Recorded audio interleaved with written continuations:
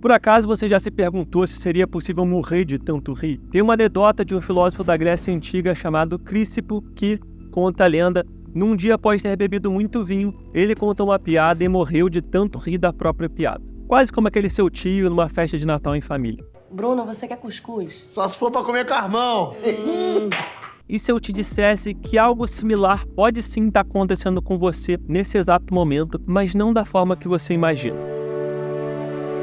Ah, internet. O descanso merecido depois de um dia de labuta e de muito esforço. Nada como ver série, responder os amigos no Instagram, ver o que as pessoas estão comendo, ver qual exercício físico a Xuxa tá fazendo, ver trechos de aviões na Rússia explodindo prédios, abrir o Twitter, fazer um tweet sobre a guerra na Rússia, receber a resposta de um anônimo te xingando, xingar um anônimo, ver um trecho de um vídeo de stand-up comedy, compartilhar com um amigo um meme no Instagram. E quando você percebe, já se passaram 3 horas e você ainda nem jantou e você pensa: meu Deus, eu preciso parar e comer. Mas você não para e passam-se mais de 2 horas e já é de madrugada. Você dorme. Amanhã é um novo dia.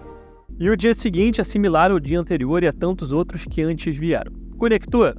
Pois é, a gente está se zumbificando.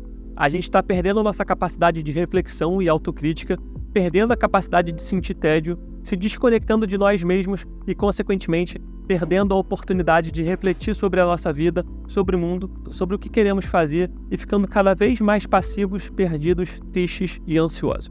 No livro Amusing Ourselves to Death, em português a tradução seria Nos Entretendo até a Morte, o autor Neil Postman argumenta perfeitamente como os novos meios de comunicação, como a televisão, e hoje em dia a gente pode considerar a internet com as redes sociais também, têm contribuído para o reinado do divertimento em prol da nossa saúde mental. O livro é excelente e é impressionante ver como poucas pessoas conhecem ou falam das ideias apresentadas, até porque as ideias dele têm ficado cada vez mais pertinentes com o passar do tempo.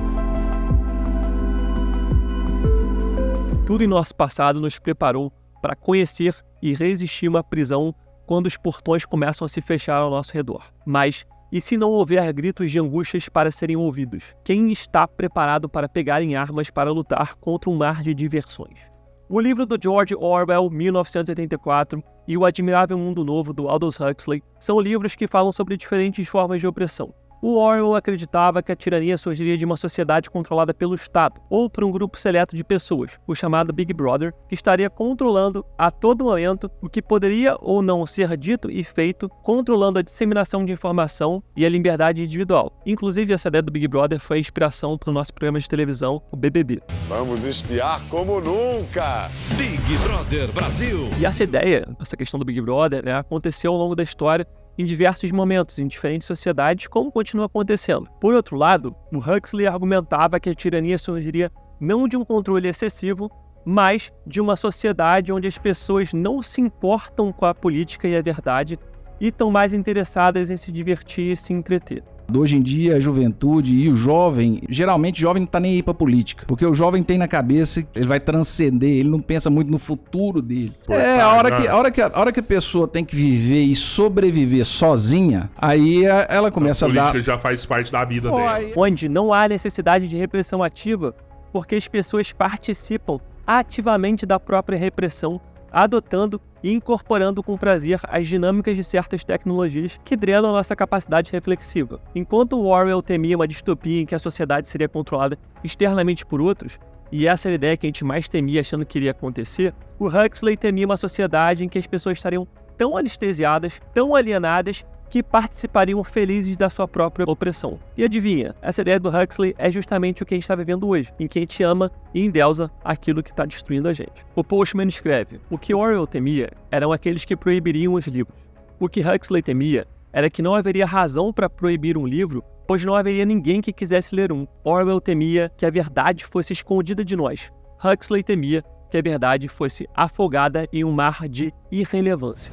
A última pesquisa Retratos da Leitura no Brasil, que foi feita no ano passado pelo Instituto ProLivro, mostra um cenário nada animador quando o assunto é o hábito da leitura. Gente, o brasileiro lê menos do que 5 livros por ano. O pesadelo do Huxley se tornou real e isso é evidente e inegável. Basta você ver essa plataforma agora que você está usando para ver esse vídeo e outros similares. É muito fácil a gente ser envolvido por conteúdos superficiais, divertidos, pseudo-informativos e muitas vezes falsos, a ponto da gente esquecer de questões importantes e relevantes da nossa vida e da sociedade.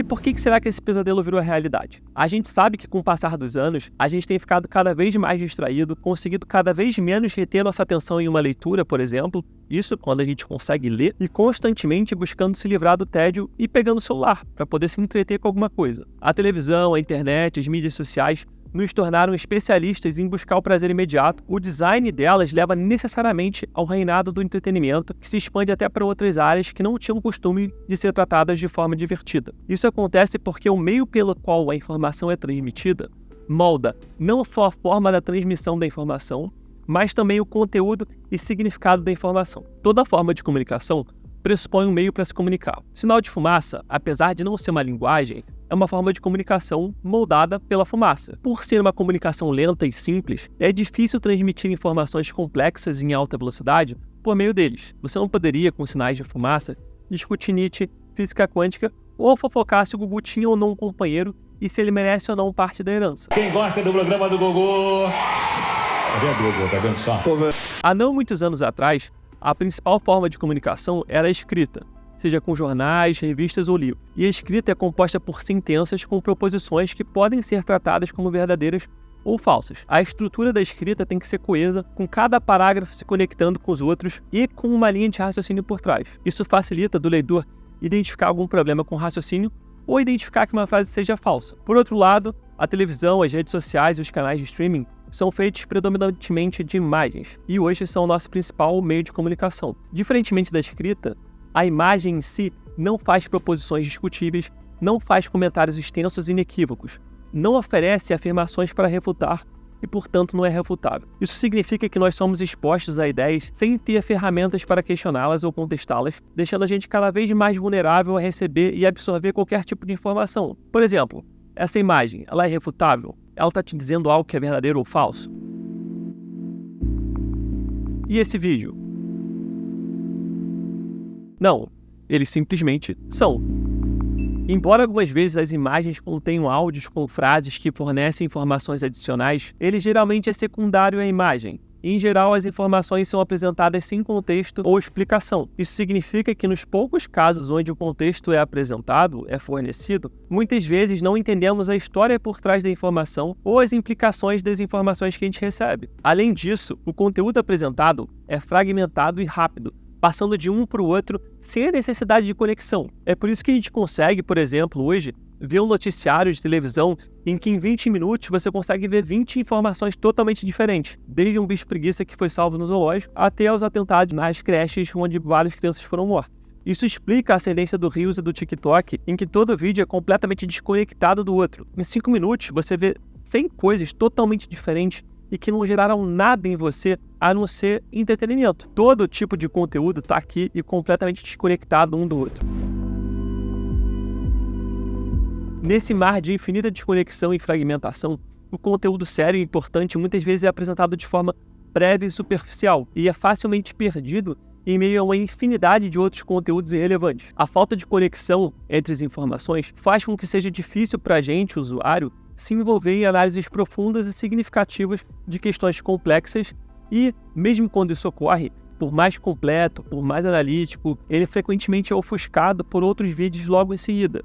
Você acaba de ver e imediatamente você volta a ver outro tipo de outro tipo de vídeo de um animal fazendo graça, de futebol, de comédia, tirando totalmente seu foco de pensamento e fazendo você esquecer aquilo que você acabou de ver. Aquilo raramente gera alguma ação ou alguma mudança de perspectiva. Como diz o Postman, a maior parte das nossas notícias diárias é inerte, consistindo em informações que nos dão algo para falar, mas não podem levar a nenhuma ação significativa. Com que frequência a informação que você recebe de manhã no rádio, ou na TV, ou no jornal, faz de você alterar os seus planos do dia ou dar respostas para um problema que você precisa resolver. Portanto, o ponto principal não é que hoje em dia tem mais entretenimento na televisão e na internet do que qualquer outra coisa. O ponto é muito mais forte e, consequentemente, muito mais perigoso. Como meio, como veículo de comunicação, essas tecnologias, por natureza, levam tudo a ser tratado como entretenimento. Como que a gente pode tratar de questões sérias de maneira significativa em um ambiente tão fragmentado, de curto espaço, rápido, com falta de atenção e com propaganda a todo momento? Imagina se você estivesse lendo um livro e a cada 3 parágrafos você tivesse um parágrafo de anúncio. Ou se você começasse a ler um livro e nesse livro a história mudasse para uma trama completamente diferente a todo momento. Você ia achar o livro ruim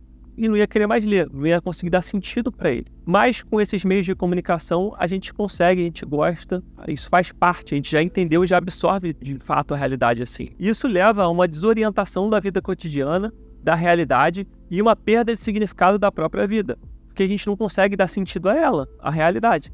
É a sensação de que a gente está de fato vivendo numa Matrix. E veja, não é que se divertir não é necessário, não é que não é importante, não é que ver uma bobeirinha aqui e acolá. A gente pode sim ver o documentário da Xuxa, a gente pode sim ver um trecho de stand-up comedy, a gente pode sim ver um lance de futebol. O problema é que o formato dessas tecnologias tem como resultado final e inescapável o entretenimento que atinge todas as esferas da nossa vida, fazendo com que tudo seja entretenimento ou que a gente veja e exija entretenimento em tudo. Senão a gente não consegue nem prestar atenção. Por exemplo, se a aula de um professor não for um show... Aqui, ó, tchai, aqui, ó, tome, aqui, ó, tchai, aqui, ó, tome, na verdade, ó. E aqui, ó, tchai, tchai, aqui, ó, tome, tome. Né? Se o professor não conseguir entreter, a gente acha chato. Até as nossas relações interpessoais acabam sendo moldadas em entreter um ao outro. As pessoas não conversam entre si, mas sim entretêm. O grande problema é quando o entretenimento se torna a forma padrão de todas as nossas experiências. Isso faz com que a informação seja cada vez mais superficial e que as pessoas sejam incentivadas a buscar apenas o prazer imediato em vez de se aprofundar em questões mais complexas e importantes. É só pensar como muitas vezes a gente vê vídeos no TikTok dessa natureza.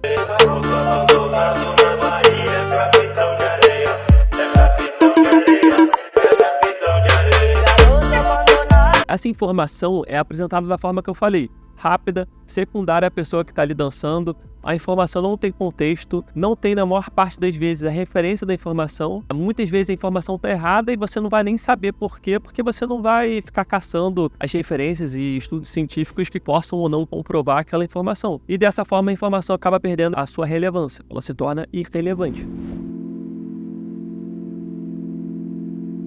E isso se estende para além dos vídeos de TikTok, de memes, de Instagram, etc. Porque tudo acaba virando show business. Quando a imagem se torna mais importante do que a substância, a política, a cultura, a notícia e até o indivíduo se transformam numa mercadoria para ser consumida. E a velocidade de consumo e a produção de conteúdo é grande, fazendo com que a gente consuma muitas coisas e tenha pouco tempo para pensar e refletir sobre aquilo que a gente viu. O Postman fala, por exemplo, como eram os debates políticos há algumas décadas atrás comparados atualmente. Do ponto de vista ideológico, não. Para enfrentar uma realidade. Uma realidade de suprimento de energia para o interior do Estado, sem o que o desenvolvimento seria puramente falacioso.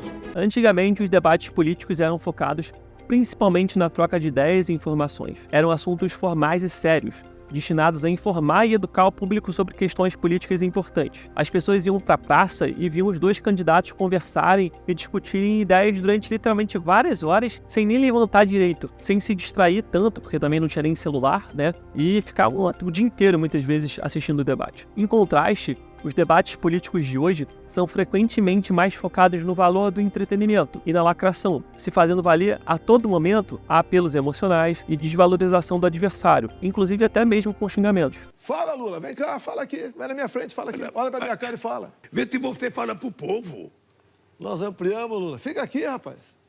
Não quero ficar perto de você. Não quero ficar perto de você. E a gente sabe que muitas promessas são mentiras e que o candidato não vai conseguir cumprir aquilo. Mas a gente já aceitou isso e não tá nem mais aí porque a gente já quase que assiste mais para se divertir mesmo. A ênfase no entretenimento tornou mais difícil pra gente, eleitor, tomar decisões informadas sobre questões políticas, já que muitas vezes a gente é distraído pela teatralidade do debate ou do próprio candidato. Inclusive, vários candidatos foram eleitos justamente por serem palhaços e fazerem graça e entreter.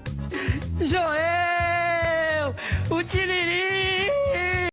É só pensar, quem assistiu o último debate presidenciável porque queria entender melhor as ideias de cada candidato, para poder refletir e escolher melhor em qual candidato votar. E quem assistiu o último debate presidenciável para ver a treta dos presidentes e ver o circo pegar fogo e ver os memes do dia seguinte. A gente assiste quase que no mesmo tom que a gente está assistindo uma treta de uma série de televisão ou de novela.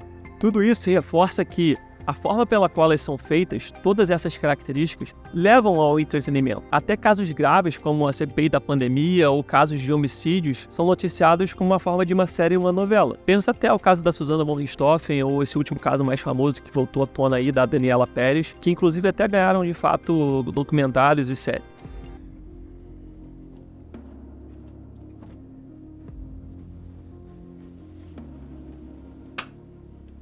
Vocês lembram da Daniela Pérez? Talvez o exemplo mais perfeito disso tudo que eu tô falando são os canais de noticiário policial do final de tarde, que são uma das coisas mais degradantes da televisão brasileira. E olha que o que não falta são coisas degradantes na televisão. É frouxo, que o Bré tanga frouxa. Mostra a cara do Felipe aí, vai. Felipe, o Brett entregou, e agora? Foi esse cachorro, desculpe os cachorros, foi esse vagabundo que atirou no rosto do vigilante sem dó e piedade. O programa todo é voltado para poder te entreter. O apresentador tem bordão, as imagens são sempre num tom de aventura, como se você estivesse vendo um filme de ação. O apresentador de vez em quando faz umas brincadeiras com o repórter ou com outro âncora. Tem música de abertura, tem música de fim e tem até pausa para merchan de produto. O âncora tá falando de um crime horroroso, hediondo, e do nada ele vira e fala: agora vem pra cá, vamos falar de coisa boa. Você aposentado ou aposentada tem que conhecer o complexo multivitamínico AX aqui, que vai salvar a sua vida. E dos aplicativos bancários. Na fuga, um dos bandidos jogou uma arma dentro da represa Taiaçupeba. O corpo de bombeiros foi chamado para tentar encontrar a pistola. Atenção, a sua carteira de motorista está suspensa, cassada ou bloqueada e está precisando usar o carro no dia a dia para trabalhar, o seu carro para trabalhar? Porque olha que absurdo, isso tira totalmente a seriedade dos fatos. Isso é um desrespeito, inclusive, nesse caso dos policiais, um desrespeito para as pessoas que estão sofrendo daquela forma lá, né? Seja um assassinato, né? A pessoa que morreu, os familiares. E isso reforça de novo que acaba sendo um programa de entretenimento. E falando de noticiário e informação, um dos grandes problemas da sociedade de entretenimento é a disseminação de informações falsas e de desinformação que surge num contexto onde esse tipo de mídia é a forma predominante da gente se informar e nos relacionar com o mundo e com os outros. Justamente por tudo isso que eu acabei de falar, né? A rapidez, o entretenimento, a falta de contexto e conexão. O foco é prender sua atenção. E isso pode ser alcançado de qualquer forma, inclusive com informações falsas. Assim você é influenciado sem nem perceber. A gente é bombardeado por informações irrelevantes, fragmentadas, superficiais, a ponto de perder a noção do que é estar bem informado. Pela primeira vez, recebemos informações que não respondiam a nenhuma pergunta que havíamos feito e que, de qualquer forma, não permitiam o direito de resposta. Isso não te incomoda? Eu espero que realmente eu consiga estar trazendo algum incômodo para você, porque eu fico indignadíssimo com essa forma que a gente se relaciona com o mundo, né? Com essa dinâmica que a gente tem hoje na realidade. E esse é um dos motivos que a gente está cheio de problema mental, de saúde mental, cheio de questões, dá sentido para a vida. E tem uma pessoa que consegue resumir esse sentimento melhor do que eu. Sérgio Cabral com aquela cara de tartaruga tucheia, falando que o Rio é cidade maravilhosa, seu engodo. Porque é uma cidade governada por milícia, traficantes e vagabundos. O meu carro, com IPVA em dia, tá enchendo d'água. Não faço um documentário lá, João Moreira Salles, falando: Rio, eu gosto de você. Essa coisa fascista de dizer, enganar a gente que a gente mora numa cidade maravilhosa. Tudo isso, obviamente, impacta na nossa forma de se relacionar com o mundo e, portanto, impacta na nossa saúde mental. Até porque, numa sociedade em que tudo é entretenimento, até o nosso sofrimento vira entretenimento. Sofrimento e miséria dão audiência, dão engajamento. De novo, só pensar nesses canais de televisão que eu falei e em vários influencers que fazem isso. A gente tem que estar consciente desses processos para ficar menos enviesado, menos passivo e mais autocrítico. A gente precisa entender que nem toda a nossa relação com o mundo ou com as coisas precisa gerar um pico de dopamina, precisa ser divertido. A gente está perdendo a nossa capacidade de atenção, nosso tempo e nossa vida. Somente se ligando disso que a gente consegue recuperar a nossa autocrítica e buscar uma melhor qualidade de vida.